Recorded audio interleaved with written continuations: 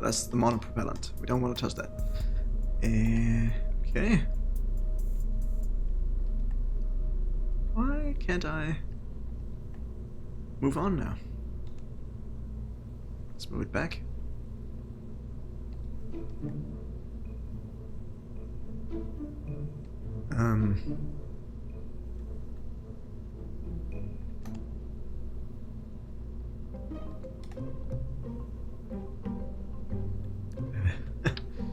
Okay, that's nice. I want to zoom out. Anything flying up in the air there again, so we can't proceed like last time? No.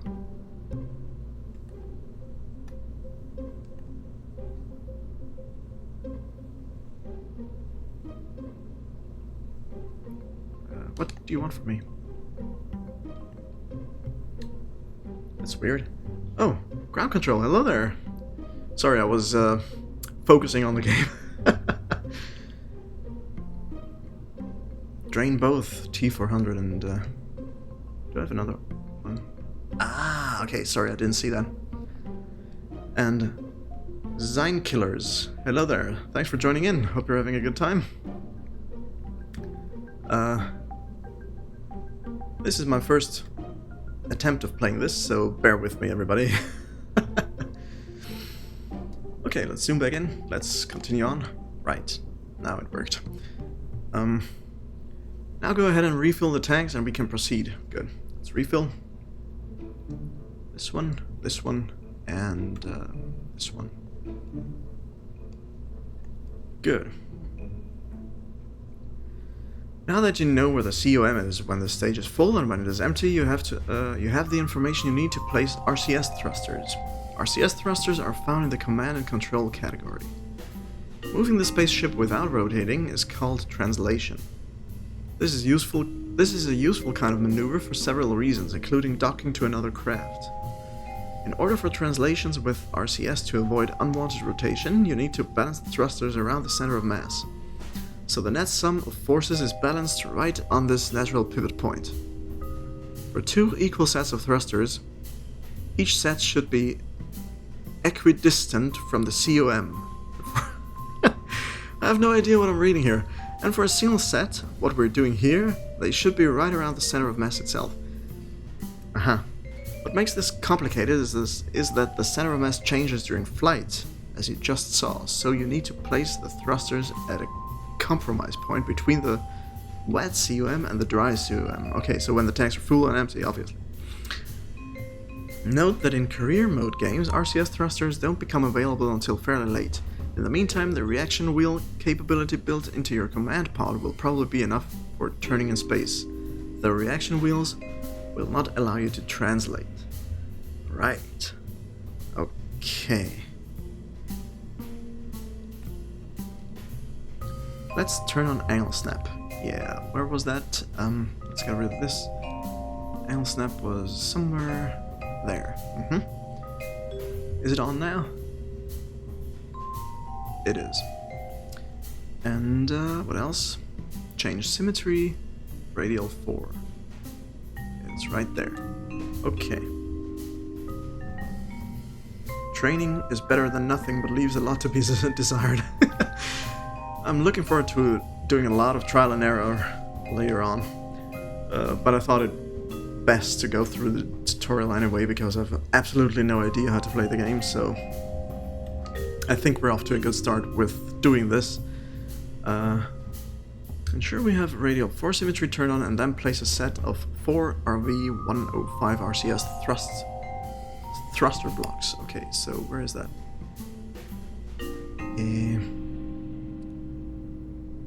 Should be somewhere else, right? Don't think they're in engines. Command and control, maybe? Yeah. Where should they go? At the at the center of mass. Compromise. So this moved up quite a bit the center of mass, so maybe here? Somewhere in between where it is now and where it will be once the tank is empty. So if I... maybe this is okay. Let's just give it a try.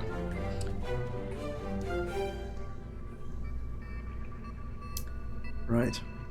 When you're all done, turn the COM indicator off. That's this one. Good. I'm just gonna read this on. This tiny rocket propellant tank is about the right place to attach these, just in case you need a hint. Okay, I think that's what we did. Yeah. If you don't get the placement quite right, you can also use the offset gizmo to fine-tune their position. Make sure you turn angle snap off before using the offset. You will want fine adjustments for that, and with snap turned on, the adjustments are anything but fine. Change the cursor mode and select Move tool at the top right of the screen. Then select an RCS part, pressing X on it, and use the controls of the top right legend to move it. When done, go back to place mode. Aha. Okay, let's see here.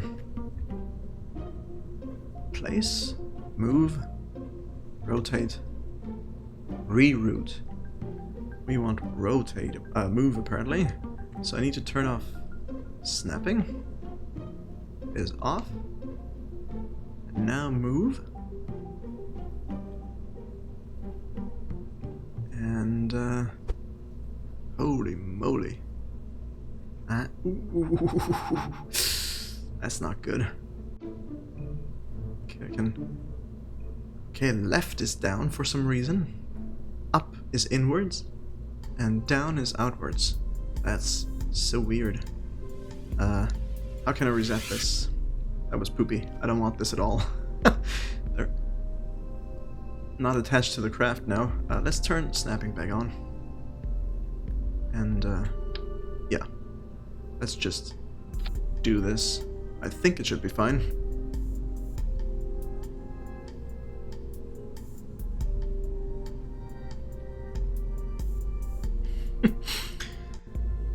Some people are content to go straight to sandbox and crash for fun, and that's okay. The Twitch KSP community shows a lot of respect for any serious attempts to learn our nerdy cult game.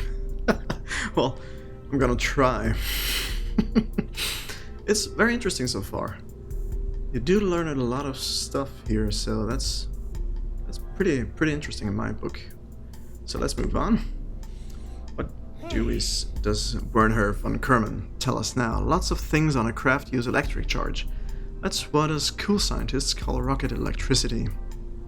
In order to keep your batteries topped up, you will need a way of generating power.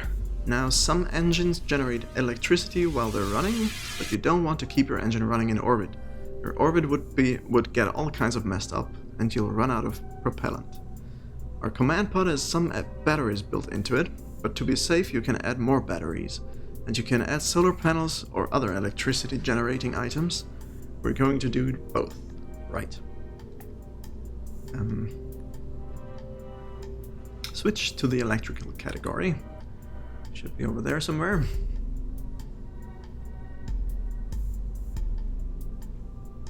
There it is.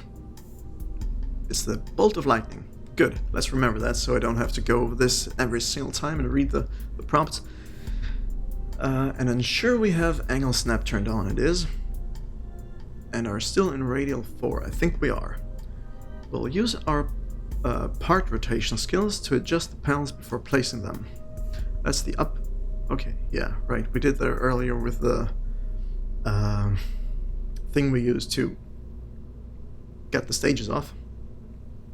The explosion thing. Grab the OX stat solar panel. Where are they? It's this one. Hold it over the lower end of the fuel tanks and press left button to rotate it 90 degrees. Okay, that's gonna be fun. First I'm gonna zoom in. Left button. Then press X to place a set of them. Right. Now go ahead and place a set of Z100 batteries. Between them. So somewhere around here. Yeah, it looks fine. Looking good. Excellent work. You've built a nice starter upper stage, which will do well for some orbital exploration. I hope it's low enough, because you said at the lower end of the fuel tank. I guess it is. Now we need to work on getting it up to orbit, and for that we'll build up our lower stage. In comparison to the upper stage, it's quite simple. Just a couple of tanks and an engine. That won't be enough alone, however, so we'll add some boosters too. Okay. Add another TR-18A stack decoupler on the bottom of the Terrier. Decoupler, that's the thing. The word I was looking for earlier. The decouplers are up there somewhere. Coupling, there. TR-18 on the bottom of the Terrier. Can I just place it there? Seriously? Ah, okay. I need to zoom out a little bit. We'll need this during our ascent to discard the empty parts of the vessel below. And notice how when you add the decoupler, a fairing is placed around the engine. This will get jettisoned automatically when we stage the decoupler. Cool. Right then. Now we need to add the fuel tanks for our lower stage.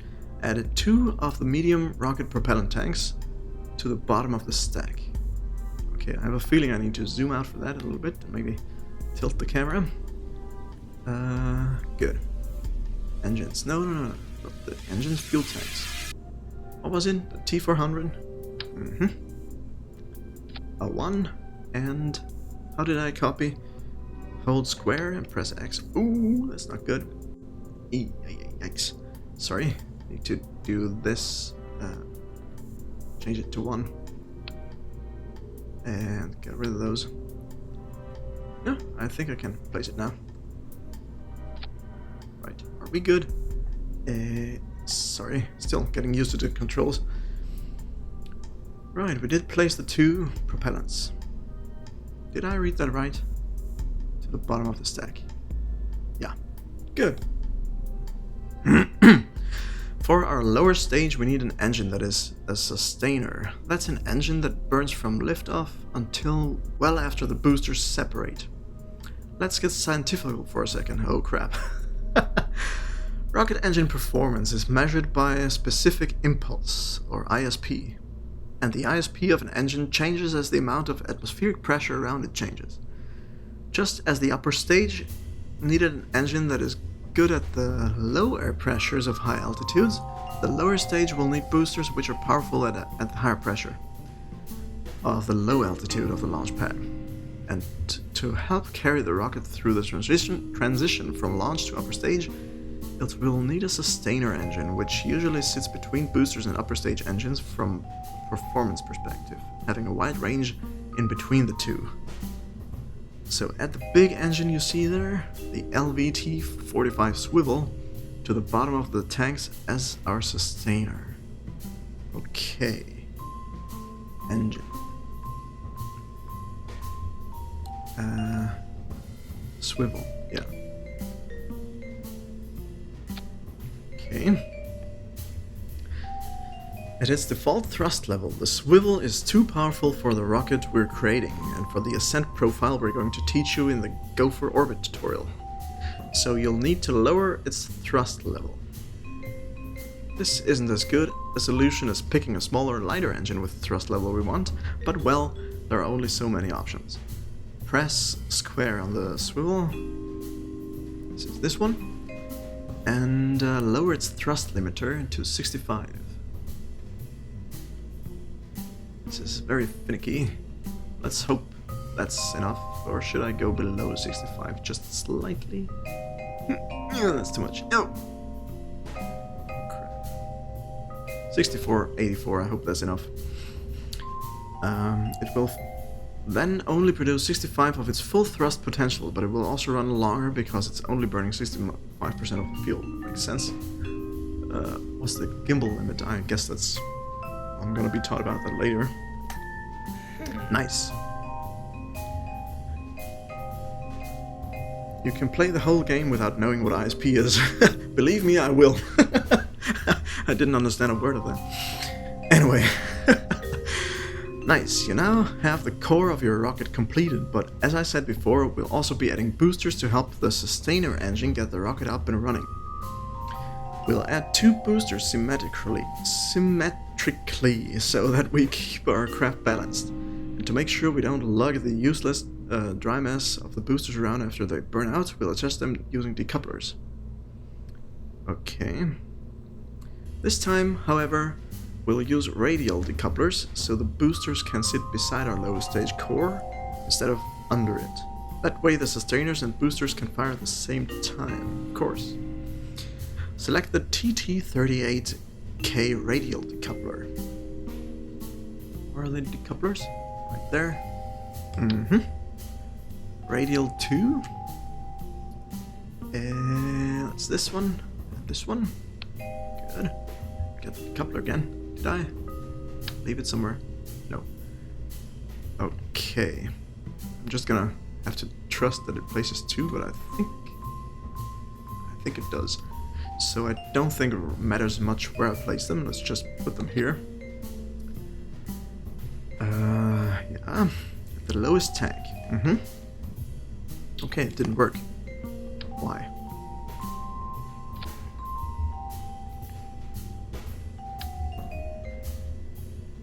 Lowest tag. This is it.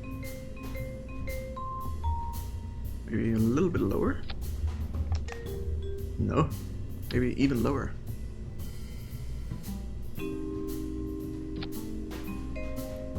Do I need to rotate them maybe?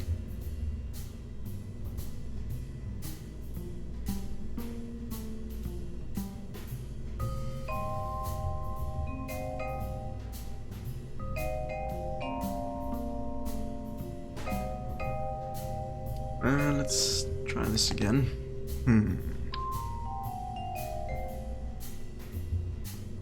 What did I just do? Oh, okay, that's rotating them inwards.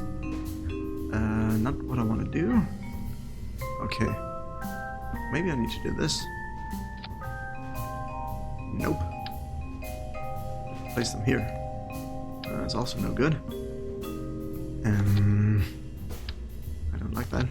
Let's place it there. Radial 2, that's what I did. TT30 decouplers. What's this? We got 2 of them.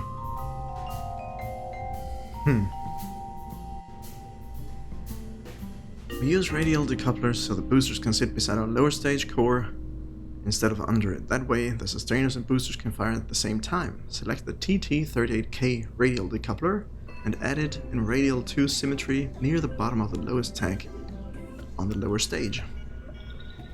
Maybe I should have it a little higher up.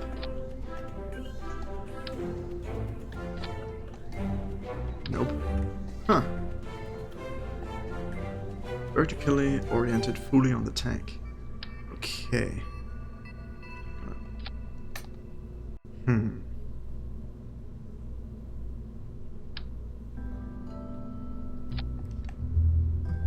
Interesting.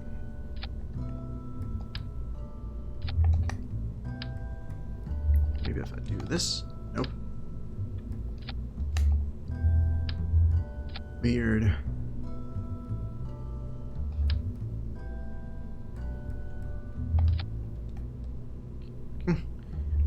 Let's zoom in here a little bit and maybe go down to get a better look at what I'm doing here. Throw it away and get a new one. Okay. Let's do it there. I do have 2 of them. Maybe there's one flying in the air again like last time. Let's take a look around if there's anything hovering. Somewhere. Yeah, there it is. That's the culprit right there. Get rid of that. And zoom back in. There we go. Nice. Alright. More boosters is something you often hear around the KSC, and now it's time to add some more. Nice. Add a pair of RT10 hammer SRBs to the decouplers, so we have that extra kick early on. That's the engine, I think. RT10 hammer. How do I know that it's snapped to the thing?